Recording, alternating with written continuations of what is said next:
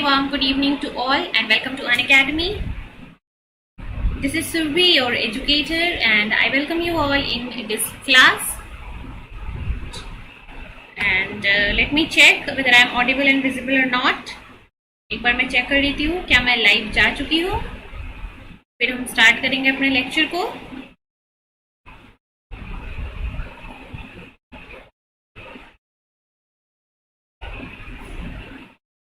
So in today's class हम बात करने वाले हैं माइक्रोबियल मेटाबॉलिज्म के बारे में. ठीक है, माइक्रोब्स जो होते हैं वो अपने मेटाबॉलिज्म को कैसे करते हैं and during its metabolism microbes जो है वो सेवरल स्टेजेस में जाते हैं. ठीक है, सो सेवरल स्टेजेस कौन सा होता है और माइक्रोबियल ग्रोथ काइनेटिक्स के बारे में हम बात करेंगे. ग्रोथ काइनेटिक्स, ठीक है, ग्रोथ काइनेटिक्स के बारे में बात करेंगे और बात करेंगे कि जो माइक्रोब्स होते हैं वो डिफरेंट कल्चर सिस्टम में ग्रो करते हैं, जैसे कि बैच और कंटिन्यूअस. सो ये होगा आज के हमारे डिस्कशन के topic.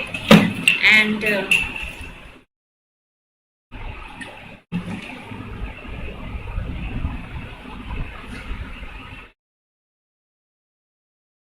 yes, so before starting the lecture let me tell you few important things related to Unacademy. Why you should join Unacademy? So Unacademy के प्लेटफॉर्म के ऊपर आपको मिलता है एक कंप्लीट सिस्टम, एक कंप्लीट वे जिसके थ्रू आप अपने एग्जाम की प्रिपरेशन कर सकते हो. लाइव क्लासेस के थ्रू अनलिमिटेड टेस्ट सीरीज और प्रैक्टिस सेशंस अटेंड कर सकते हो और आपको well structured well scheduled course भी मिलता है अपने पूरे सिलेबस के अकॉर्डिंग. तो Unacademy का जो एक प्लेटफॉर्म है वो आपको एक फुल कंप्लीट पैकेज देता है प्रिपरेशन से लेकर, then you will go for the practice session, then you will go for the test series. ठीक है, जब आप प्लस सब्सक्रिप्शन को एक्सेस करते हो. इसके साथ अगर आप Unacademy के आइकनिक सब्सक्रिप्शन के लिए जुड़ना चाहते हो तो Unacademy का आइकनिक सब्सक्रिप्शन आपको पर्सनल गाइडेंस देता है, आपको स्टडी प्लानर देता है ये. ठीक है, जहाँ पे आपके कंप्लीट सिलेबस को फिक्स टाइम में कैसे खत्म करना है उसके लिए एक पूरा प्लान आपको दिया जाता है. आपको यहाँ पे स्टडी मटेरियल मिलता है जिसके थ्रू आप अपनी प्रिपरेशन को और बूस्टअप कर पाते हो. आपको यहाँ पे एक्सपर्ट गाइडलाइंस मिलेगा, एक्सपर्ट आपके प्रिपरेशन को गाइड करेंगे throughout your process. Test analysis होगा, मतलब आपके परफॉर्मेंस का एनालिसिस भी यहाँ पे किया जाएगा. सो इन सारी बेनिफिट्स को लेकर Unacademy जो है वो आपको अपनी प्रिपरेशन करवाता है प्लस सब्सक्रिप्शन और आइकनिक सब्सक्रिप्शन के थ्रू. और अगर आप प्लस सब्सक्रिप्शन आइकनिक सब्सक्रिप्शन के साथ जुड़ना चाहते हो तो इसके लिए आपको क्या करना है, इसके लिए आप सब्सक्रिप्शन ले लोगे, है ना. सब्सक्रिप्शन कैसे मिलेगा आपको? सब्सक्रिप्शन लेने के लिए आपको Unacademy का लर्निंग ऐप डाउनलोड कर लेना होगा प्ले स्टोर से. प्ले स्टोर पे जाके देखोगे तो आपको Unacademy लर्निंग ऐप सर्च करना है, वहां से ऐप को इंस्टॉल कर लेना है. ऐप को जैसे ही आप इंस्टॉल करोगे फिर आप अपना गोल सेलेक्ट करोगे CSIR UGC नेट. और CSIR UGC नेट की कैटेगरी में आपको पहले तो फ्री लाइव क्लासेस अगर देखनी है तो वो ऑप्शन है आपके पास. फ्री लाइव क्लासेस जो होती है Unacademy की वो होती है इनकी स्पेशल क्लासेस. तो अगर आप स्पेशल क्लासेस अटेंड करना चाहते हो आप अटेंड कर सकते हो. स्पेशल क्लासेस जो है वो Unacademy की फ्री क्लासेस हैं जहाँ पे Unacademy के एजुकेटर्स आपको फ्री पढ़ाते हैं. यहाँ पे आपको सब्सक्रिप्शन लेने की जरूरत नहीं है, ये क्लासेस आप विदाउट सब्सक्रिप्शन भी अटेंड कर सकते हो. ठीक है, तो ये हो गया आपका स्पेशल क्लास. और अगर आप सब्सक्रिप्शन क्लास अटेंड करना चाहते हो तो इसके लिए आपको प्लस पे क्लिक करके यहाँ से सब्सक्रिप्शन लेना होगा. सब्सक्रिप्शन लेने के लिए आपको सबसे पहला चीज करना होता है कि अपना प्लान चूज करना होता है. आप कौन सा प्लान लेना चाहते हो. 6 मंथ, 12 मंथ, 24 मंथ्स के अलग अलग प्लान्स हैं. अगर जो भी प्लान आप लेना चाहते हो उस पर सेलेक्ट करो, then you have to enter a referral code. Referral code आपको क्या देगा? रेफरल कोड आपको 10% ऑफ देता है ऑन Unacademy प्लस सब्सक्रिप्शन. तो यहाँ से रेफरल कोड एंटर करके आपको मिलेगा 10% of on Unacademy plus subscription. ठीक है, 10% ऑफ आपको मिल जाएगा Unacademy के सब्सक्रिप्शन में. और इसके बाद आप पेमेंट करोगे. पेमेंट करने के बाद सब्सक्रिप्शन जो है वो आपका हुआ और आप Unacademy प्लस की क्लासेस जो है वो आप इंजॉय कर सकते हो विद अनलिमिटेड एक्सेस. तो ये सारी बेनिफिट्स हो गए, ये सारे एडवांटेजेस हो गए Unacademy के. और जो लोग अभी सब्सक्रिप्शन के लिए इंटरेस्टेड है वो आज ऑफर में ले ले सब्सक्रिप्शन. अगर अभी आप 6 मंथ का सब्सक्रिप्शन लेते हो तो 2 मंथ की एक्स्ट्रा सब्सक्रिप्शन आपको फ्री में मिल रही है.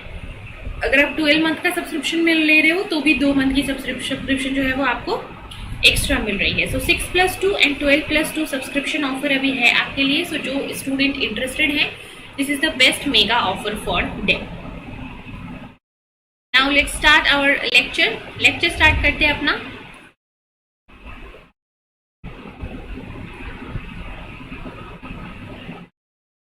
ठीक है, सो सबसे पहले हम कल्चर की बात करेंगे, कौन कौन से कल्चर कंडीशंस होते हैं। सो बैक्टीरियल कल्चर कंडीशन होता है एक तो बैच कल्चर और एक होता है कंटिन्यूअस कल्चर। तो सबसे पहले हम देखते हैं कि बैच कल्चर क्या होता है और कंटिन्यूअस कल्चर क्या होता है।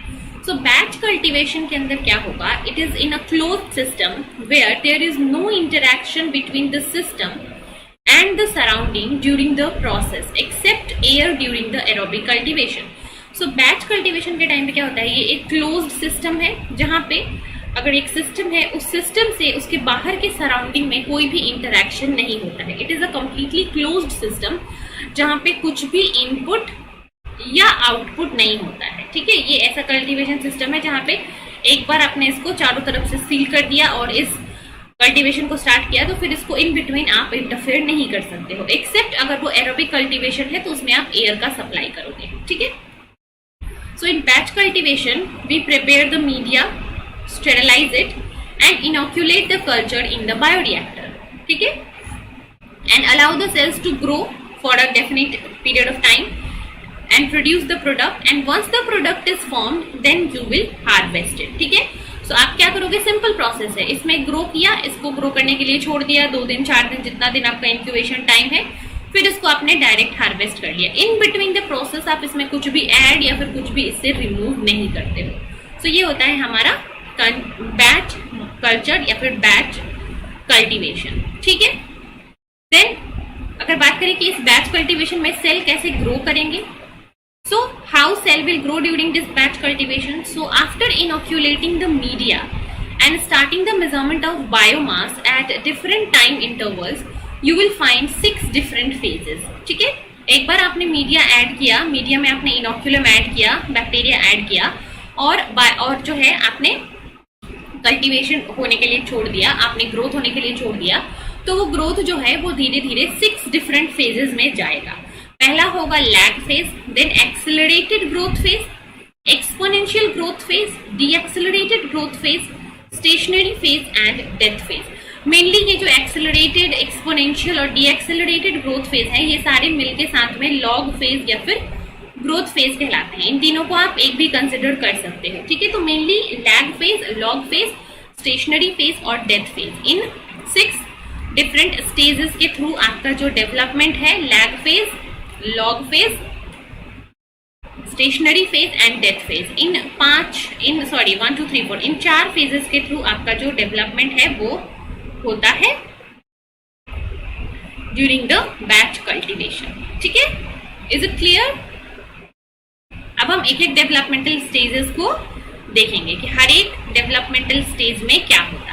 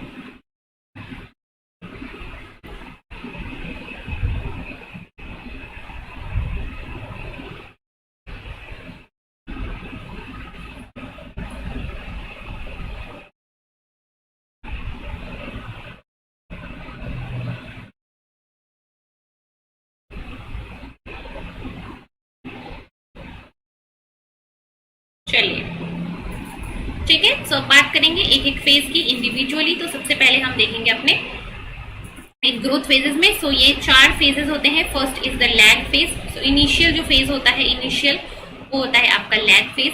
Then it is followed by exponential phase, जहां पे इधर क्या है, इधर है नंबर ऑफ ऑर्गेनिज्म।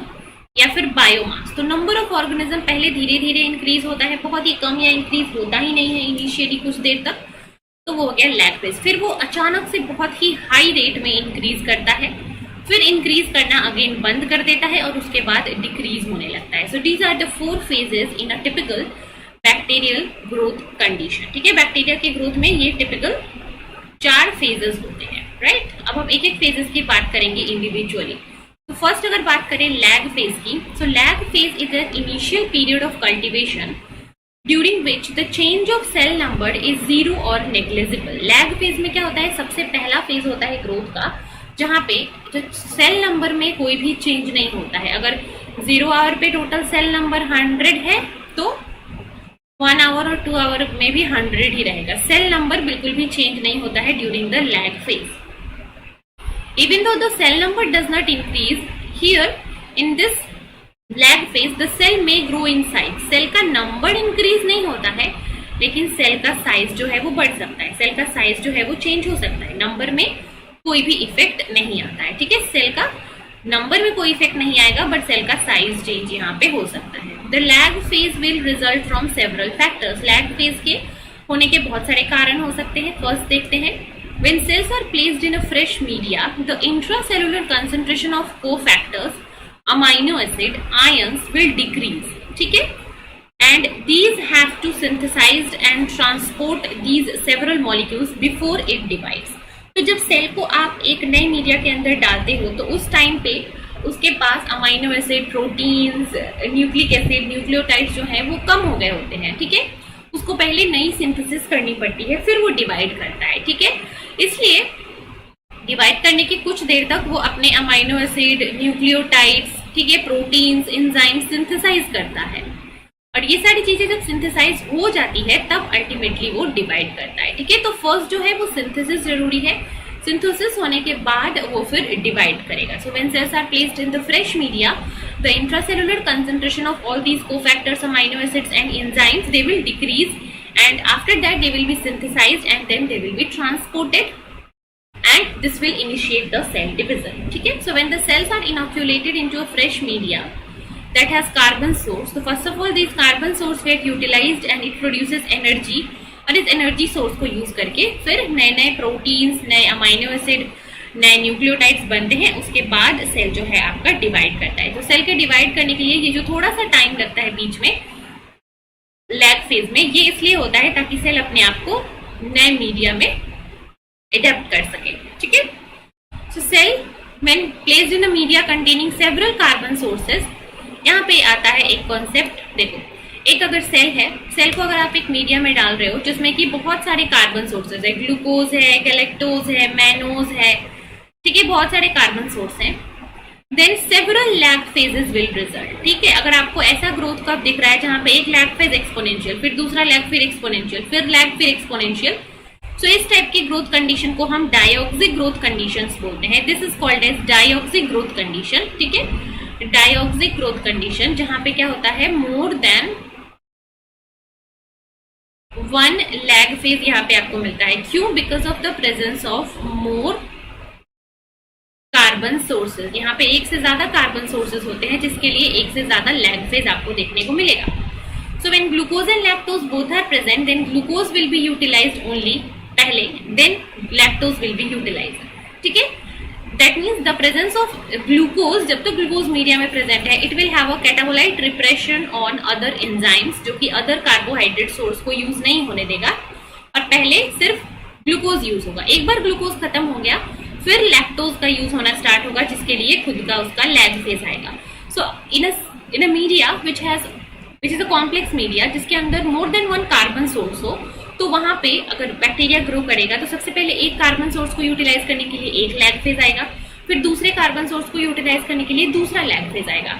तो जहां पे क्या ऑप्शन आता है, जहां पे मल्टीपल लैग फेज आते हैं, ठीक है, जहां पे मल्टीपल लैग फेज आते हैं, मल्टीपल लैग फेज आने वाले स्टेट को हम क्या बोलते हैं, हम डायऑक्सिक ग्रोथ बोलते हैं, ठीक है। डायऑक्सिक ग्रोथ का ये कॉन्सेप्ट ध्यान रखना, जहां पे मल्टीपल ग्रोथ फेजेस आएंगे, उस स्टेप को, उस फेज को हम डायऑक्सिक ग्रोथ बोलते हैं, ठीक है बच्चा, clear.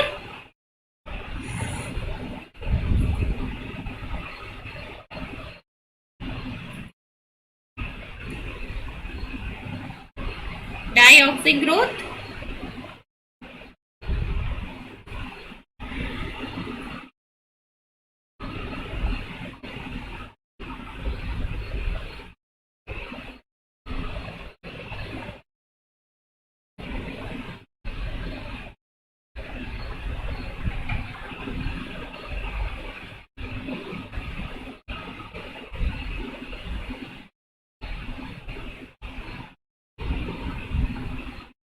Yes, is it clear? Dioxic growth एक चीज हो गया, this is important. Then catabolite repression, this is important. These two terms and this graph, these are important things in this slide.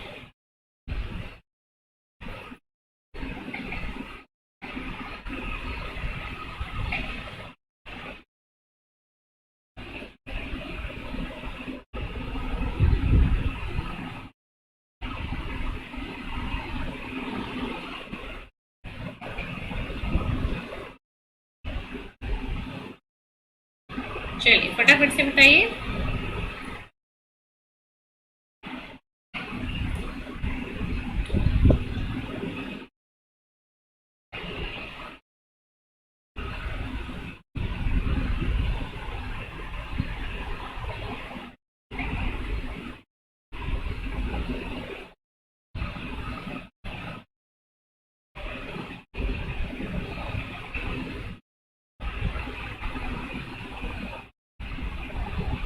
चलो आगे देखते हैं next.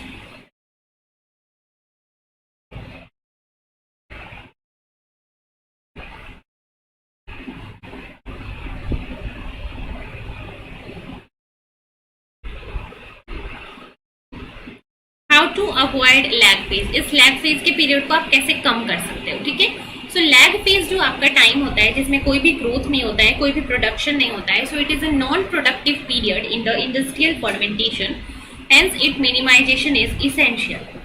So the stage of culture from where the inoculum is drawn is important. ठीक है, आप inoculum कहाँ से ले रहे हो, इनोक्यूलम जिस स्टेज से आप ले रहे हो वो किस स्टेज से ले रहे हो, दिस इज इम्पोर्टेंट है ना। इनोक्यूलम जिस स्टेज से आप ले रहे हो वो इम्पोर्टेंट है। So exponentially growing cells will have adequate concentration of intermediates and intracellular pool of compounds. अगर आप इनोक्यूलम अपने एक्सपोनेंशियल डिवाइडिंग सेल से ले रहे हो तो उसके पास ऑलरेडी अमाइनो एसिड, प्रोटीन्स जो है, न्यूक्लियोटाइड्स हैं, ऑलरेडी सिंथेसाइज हैं। इसलिए आप हमेशा ट्राई करो कि इनोक्यूलम को जो है वो एक्सपोनेंशियली ग्रोइंग सेल्स से ही लो, ठीक है। Inoculum should be taken from the exponentially growing cells. First point is this, hence they will not have to suffer the dilution effect, मतलब उसको नया मटेरियल बनाना पड़े, तब तक उसको वेट करना पड़े। तो पहली चीज हो गई कि आप एक्सपोनेंशियल फेज से इनोक्यूलम लो। Then size of the inoculum will also matter, कि आप कितना इनोक्यूलम ऐड कर रहे हो, है ना। मान लो कि आपका जो बायोरिएक्टर है वो 1000 लीटर का है और उसमें आप वेरी फ्यू 0.5% इनोक्यूलम ऐड कर रहे हो, तो फिर ये ग्रोथ को क्या करेगा, कॉम्प्रोमाइज कर देगा। सो अगर आप बात कर रहे हो साइज ऑफ द इनोक्यूलम अगर है तो वो भी इफेक्ट करेगा। कैसे, अगर आप लार्ज साइज ऑफ इनोक्यूलम लेते हो तो लैग फेज को मिनिमाइज कर सकते हैं, बट टू लार्ज भी नहीं लेना है ना। So generally 10% is used for east and 5% inoculum is used for bacteria, ठीक है। अगर 1000 लीटर का आपका कल्चर है तो इसका 5% जो है, मतलब कि 50 ml इनोक्यूलम आप ऐड करोगे। सो इनोक्यूलम अगर बैक्टीरियन इनोक्यूलम है तो वो यूजुअली आप 5% यूज करते हो। मीडियम, ठीक है, एक इनोक्यूलम है आपका, इनोक्यूलम के अंदर का मीडियम क्या है, इनोक्यूलम आपने किस मीडिया में ग्रो किया है और आपका जो रिएक्टर है, रिएक्टर का मीडिया क्या है, ये दोनों सेम होना चाहिए। Media of the inoculum should be same as the production media. जिस बायोरिएक्टर में आप ग्रो कर रहे हो इस इनोक्यूलम को, वो मीडिया और जो इनोक्यूलम का मीडिया है वो दोनों सेम होना चाहिए, ठीक है। चलिए अगला बात करते हैं हम एक्सपोनेंशियल फेज की। एक्सपोनेंशियल फेज जहाँ पे क्या होता है, हाई रेट ऑफ ग्रोथ होता है, ठीक है। ग्रोथ जहाँ पे वेरी वेरी हाई रेट में होता है, एक्सपोनेंशियल ग्रोथ जहाँ पे होता है, ठीक है। तो उसकी बात करेंगे। एक्सपोनेंशियल फेज में क्या होगा, cell division occur at this phase, ठीक है। So during exponential phase we can write that dx by dt, ठीक है। Here x is the biomass. x क्या है, बायोमास, मतलब जब ऑर्गेनिज्म ग्रो करेगा तो उसका मास बढ़ेगा, है ना। पहले 1 है, फिर 2 हुआ, फिर 5 हुआ, तो उसके मास में धीरे धीरे इंक्रीज हो रहा है। तो increase in mass that is dx by dt is equals to the growth rate into the molecular mass, ठीक है, और द ड्राई वेट, ठीक है। सो ये हो गया formula, dx by dt is equals to mu x. So dx by dt is the rate of growth is equals to specific growth rate mu multiplied by cell dry weight. जितना भी total sale है उसका total weight कितना है, total dry wait कितना है, वो होता है आपका dx by dt. dx by dt is equals to mu x. This is the formula for exponential growth. Exponential growth के टाइम पे क्या होता है, एक्सपोनेंशियली नंबर ऑफ ऑर्गेनिज्म आपके ग्रो होते हैं, ठीक है। Any doubt here, any doubt? किसी को कुछ डाउट है तो बोलो।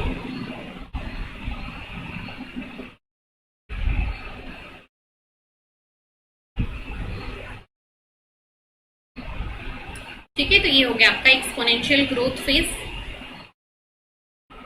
Then comes the important thing, यहाँ पे एक फॉर्मूला आता है, ठीक है।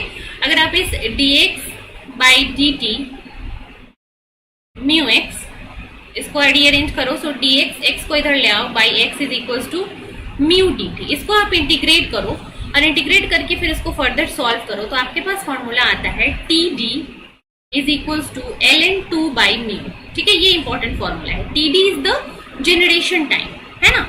td क्या है, td here is the generation time, td is the generation time. So generation time is equals to ln2 divided by specific growth rate, ठीक है।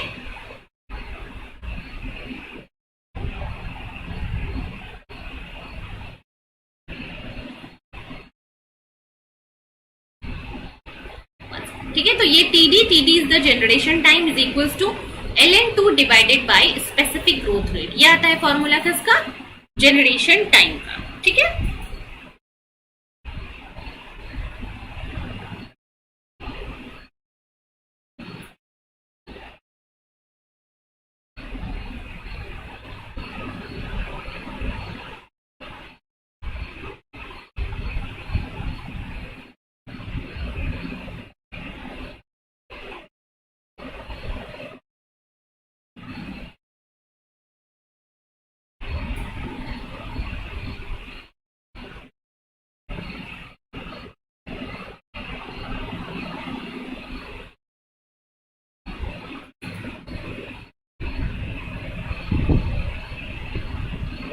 चलो, सो ये हो गया आपका जनरेशन टाइम का formula. Sometimes the doubling time for cell number and the cell dry weight में differ as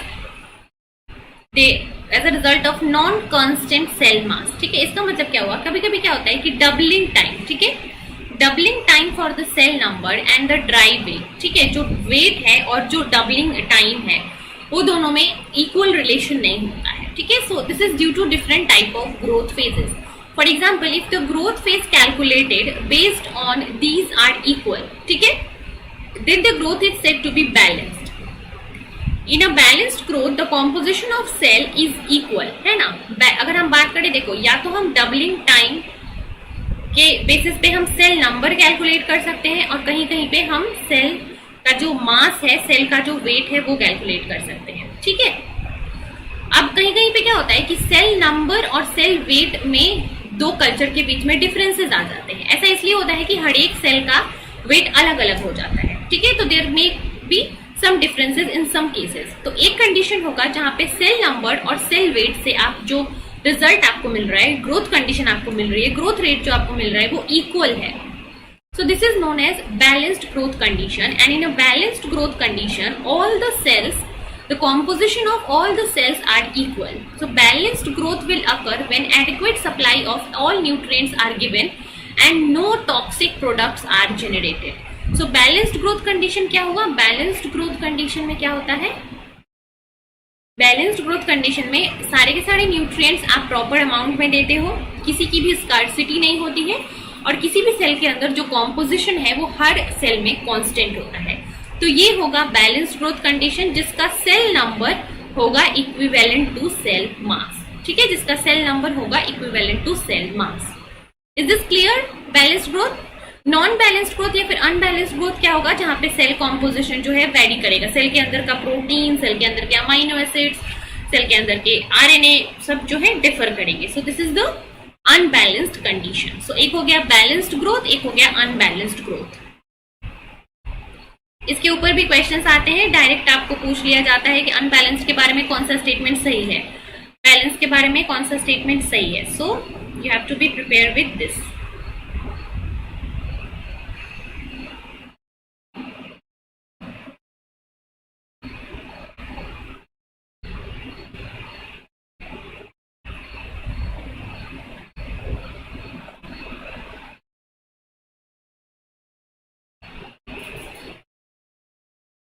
चलिए ठीक है, बैलेंस्ड और अनबैलेंस्ड ग्रोथ. नेक्स्ट क्या फेज आएगा? The end of the exponential phase occur when essential nutrients are depleted or toxic metabolites are accumulated in the system which is result in the growth rate declining. है ना, जब metabolite जो है या फिर जो कंस्टिट्यूएंट्स हैं, न्यूट्रिएंट्स है, वो डिप्लीट होने लगते हैं या फिर टॉक्सिक प्रोडक्ट जब एक्यूमुलेट होने लगता है, so this condition will suppress the growth, decline the growth rate. So this will allow the stationary phase. Stationary phase will follow this phase and the length of the stationary phase may vary within the cell type, the growth condition. ठीक है? And following this एक कुछ देर तक stationary phase रहता है and stationary phase के बाद there is a death phase where cell will start to lyse. ठीक है? And cell density will then start to decrease. ठीक है? तो ये हो गया stationary phase. के बाद declining phase. तो ये हो गए आपके 4 growth stages. Is this clear? चारों growth stage?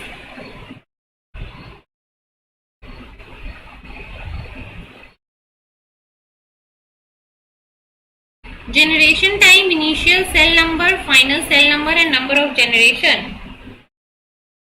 आज के लेक्चर में मैंने बस एक ही फॉर्मूला बताया, डबलिंग टाइम वाला.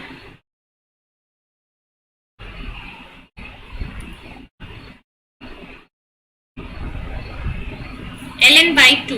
ठीक है, आज के लेसन में हमने बस यही एक फॉर्मूला पढ़ा और एक ये पढ़ा dx/dt is equals to μx.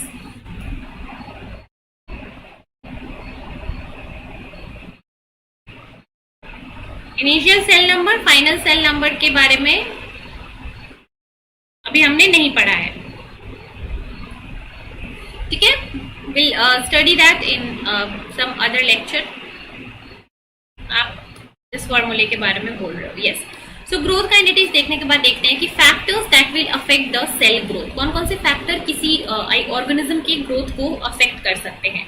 First is the substrate concentration. जो मीडिया के अंदर आप न्यूट्रिएंट्स यूज कर रहे हो वो अफेक्ट कर सकता है. देन टेम्परेचर कर सकता है. ठीक है, टेम्परेचर अफेक्ट कर सकता है. पीएच जो है आपके इनोक्यूलम का, आपके ग्रोथ मीडिया का, वो अफेक्ट कर सकता है. ऑक्सीजन अगर वो एरोबिक ऑर्गेनिज्म है तो कर सकता है.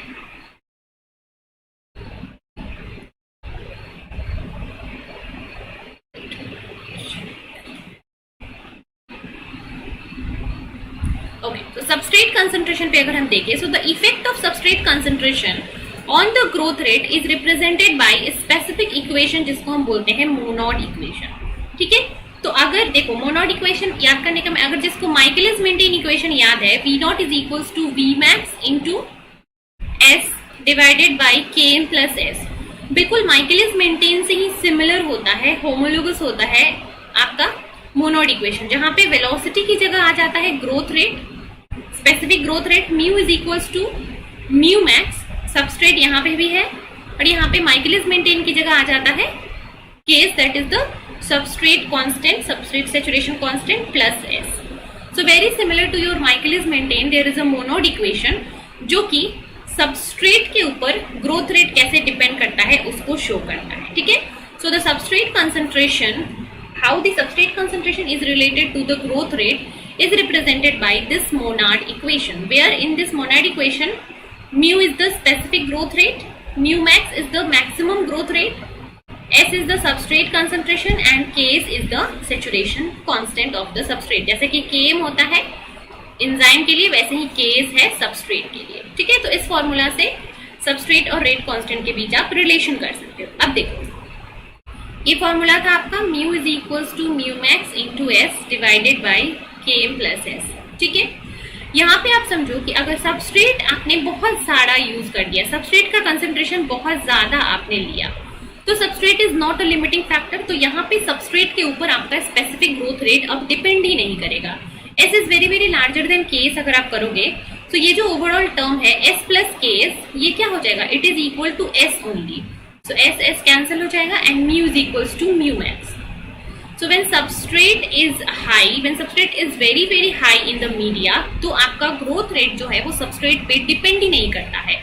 Growth rate जो है is equals to maximum growth rate। ठीक है, when substrate concentration is very very very high। ये हो गया पहला situation। दूसरी situation की बात करें, when substrate is equals to the saturation amount, so यहाँ पे क्या हो जाता है, यहाँ पे equation कैसे change हो जाएगा देखो।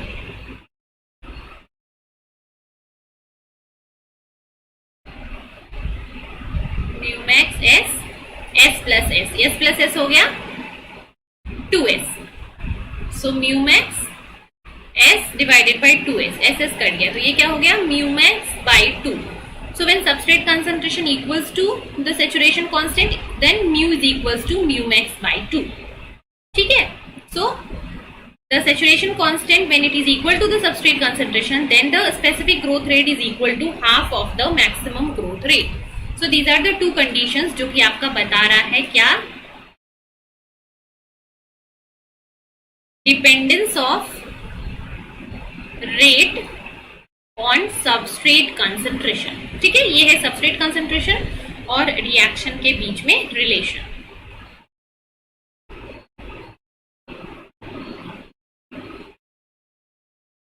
क्लियर?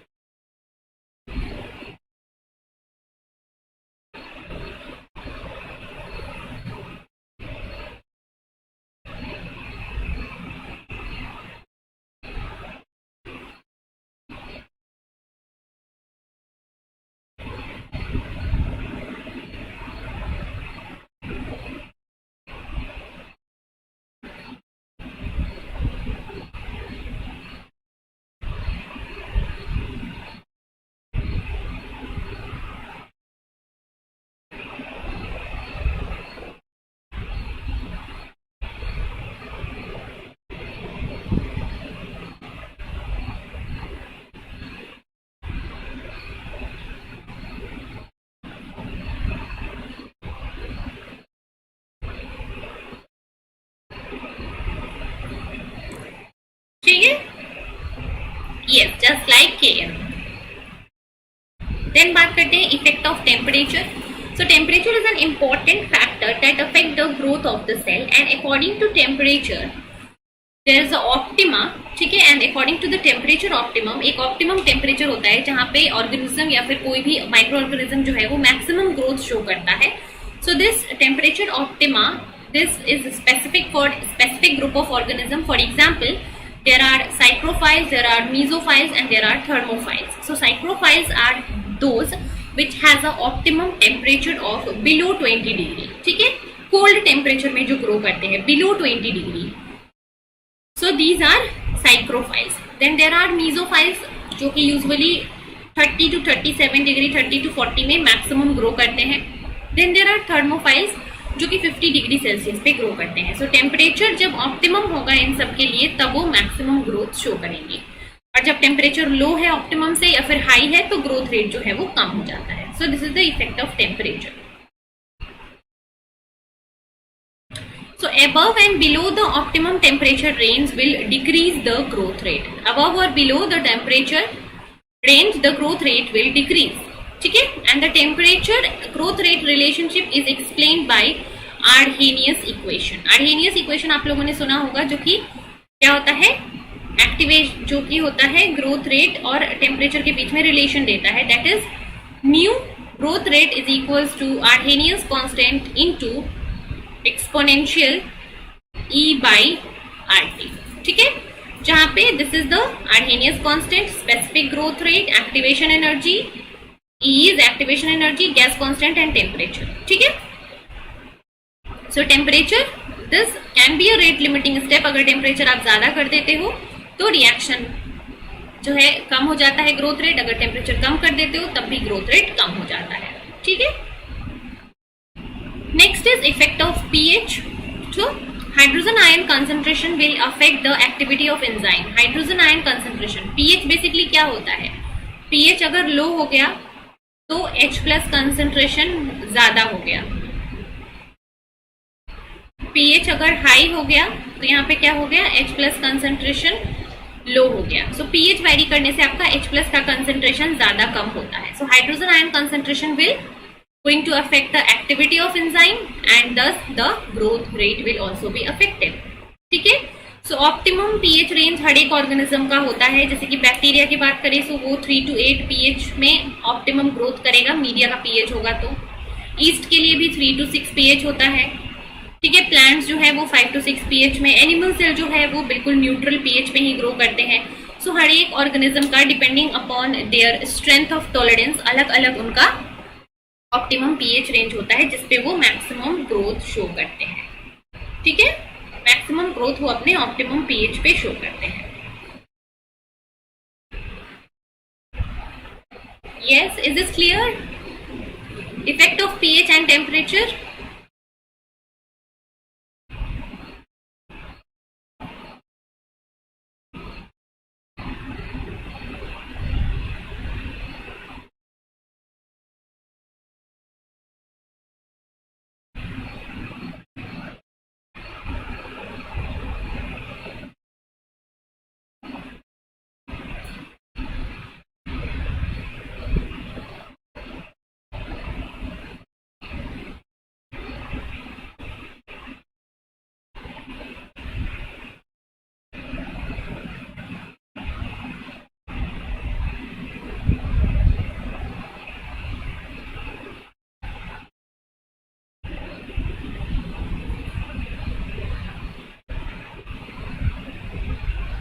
चलिए,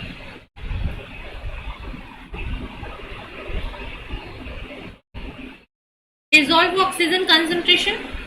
So dissolved oxygen concentration is an important substrate in case of aerobic condition and it can be a limiting factor in certain situation. ठीक है, so oxygen is sparingly मतलब partially soluble in water and cells will take up the oxygen from the medium only। अगर bacterial cells grow कर रहे हैं तो media के अंदर जो ऑक्सीजन होगा वो उसी को सिर्फ अपटेक करेंगे और ऑक्सीजन जो है वो इजिली सॉल्युबल भी नहीं होता है, इसलिए you have to maintain a optimum concentration of oxygen जिससे कि आपके मीडिया से ऑर्गेनिज्म ऑक्सीजन को ले सके। So the growth of microorganism will be dependent on the dissolve oxygen concentration up to certain concentration called as critical oxygen concentration and above which growth will not be dependent on the dissolve oxygen. ठीक है, सो अगर media में एक value होती है, ठीक है, एक अगर क्रिटिकल ऑक्सीजन कंसंट्रेशन, अगर इस मीडिया की जो ऑक्सीजन की कंटेंट है वो क्रिटिकल ऑक्सीजन कंसंट्रेशन से ज्यादा है, सीओडी से ज्यादा है, so oxygen will not be a limiting factor. But अगर इसमें ऑक्सीजन जो है, ऑक्सीजन का लेवल सीओडी से कम है, then oxygen will be now treated as a limiting factor जो कि आपके ग्रोथ को क्या करेगा, लिमिट करेगा। So it is the amount of oxygen जो कि आपके ग्रोथ को लिमिट करता है। अगर amount of dissolve oxygen, critical dissolve oxygen limit से क्या है, क्रिटिकल ऑक्सीजन कंसंट्रेशन से ज्यादा है तो आपके ग्रोथ पे कोई भी इफेक्ट नहीं पड़ेगा, ग्रोथ आपका विदाउट एनी डेविएशन होगा from the dissolve oxygen concentration. But अगर डिसॉल्व ऑक्सीजन का कंसंट्रेशन वो क्रिटिकल वैल्यू से कम हो गया फिर ऑक्सीजन आपके ग्रोथ को हैम्पर करने लगेगा। ठीक है, so you have to like minimize, you have to maintain a proper dissolved oxygen concentration in the media so that aerobic growth can be happen properly। ठीक है, तो proper COD maintain करना is important। ठीक है, तो अगर मान लो कि आपका ये जैसे क्रिटिकल डिसॉल्व ऑक्सीजन का लेवल है, तो अगर क्रिटिकल ऑक्सीजन लेवल तक पहुंच गया तो ग्रोथ काइनेटिक्स जो है उसके बाद कांस्टेंट हो जाएगा। ठीक है, इनिशियली लो है, यहाँ पे है, जैसे जैसे आप डिसॉल्व ऑक्सीजन बढ़ा रहे हो ग्रोथ बढ़ रहा है और जैसे ही आप क्रिटिकल ऑक्सीजन लेवल तक चले गए उसके बाद ग्रोथ काइनेटिक्स में क्या हो जाएगा, कोई भी इंक्रीज नहीं होगा। यहीं पे आके आपका ग्रोथ काइनेटिक्स जो है यहीं पे मैक्सिमम ग्रोथ होगा और अगर इसी वैल्यू पे आपका क्रिटिकल ऑक्सीजन लेवल मेंटेन रहेगा तो मैक्सिमम ग्रोथ रेट आपका शो होगा, ठीक है। So below the critical limit oxygen पे डिपेंडेंट होता है, बट अगर क्रिटिकल लिमिट के पास पहुंच गया डिजोल्व ऑक्सीजन का अमाउंट तो फिर आपका ग्रोथ काइनेटिक्स फिर ऑक्सीजन इंडिपेंडेंट हो जाता है, ठीक है। Dissolved oxygen concentration should be above 20% for bacteria and for molds for it is above 40%. It is around 40%. ठीक है, and it will also depend upon the size of the inoculum, size of the culture media. ठीक है, so it should be above 20 for bacteria. 20-25 तक रहता है तो bacteria जो है वो प्रॉपर ग्रो करता है, और 40% रहता है for the growth of molds.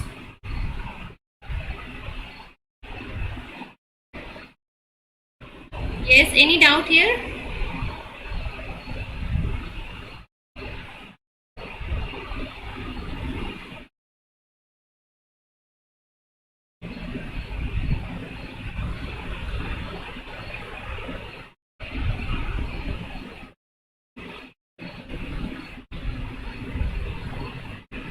ठीक है, तो यही सारी चीजें का रिपीट है। लैग फेज में क्या होता है? No increase in cell number.